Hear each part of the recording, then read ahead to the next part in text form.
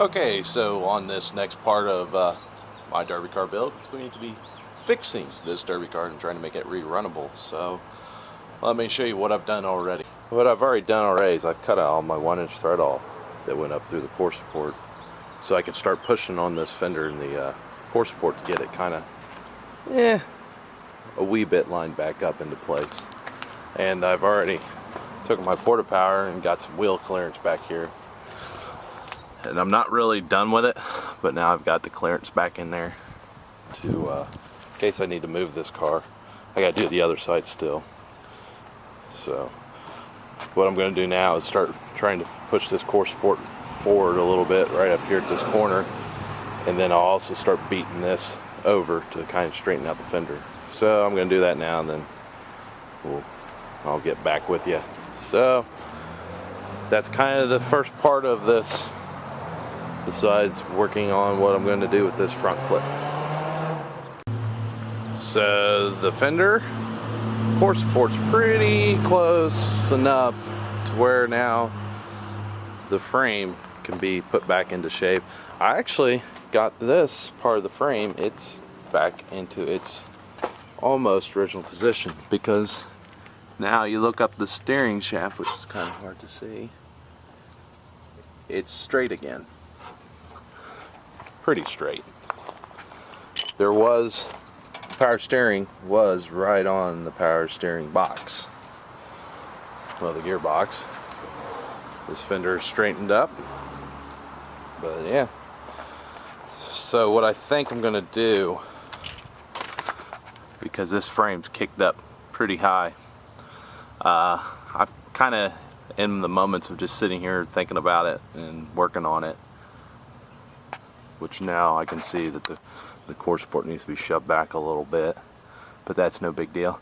But I've kind of came to the conclusion I'm going to get my one trailer over here, and I'm going to pull down this, basically cold bend this back down into position. I don't think it's going to be worth the time to reclip it for what I'm going to do, and then I'll redo my bumper. My bumper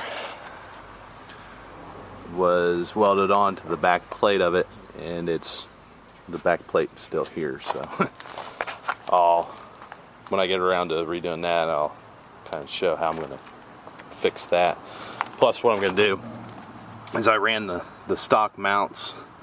Rules say that I can use a 2-inch square tube, and I actually cut one of the pieces of the square tube off, and then once this pulls down, and then I'll just weld the square tube up to the frame, and then weld the sway bar to the bottom of it, and use it as like a bracket that won't come off this time, I'm hoping.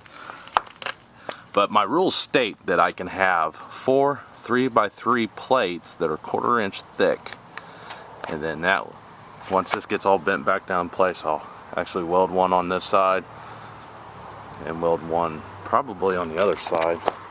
No, probably weld one to the top side because it's bent, and it says I can do it. So I'm going to press that rule and see how it is. But it really, nothing's bent over here. It was just angled over, so that's straightened out. But I also did some work here in the back. This is pulled out a little bit. I'll actually try to load it up on the trailer and take it out to a friend's house to see if I can't borrow one of his trees and get it pulled out. This is pulled out about 1 foot now. If I can just bring it out a little more, even though it'll pack right back in there, but you know, it's better than having it all the way packed in. So yeah, I got sheet metal work to do. Repatch all these freaking holes that were tore up inside of it. Over here too. I haven't got around to getting wheel clearance for this tire yet, but it ain't really rubbing now since I pulled it out. I see a little spot, but we'll get her. But yeah, that's what I got right now.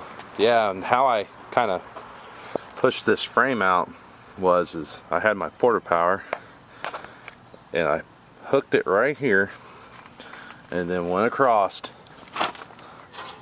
and shoved it from right here. It's a good sturdy spot to kind of push the frame at, and so that's how I got it pushed over.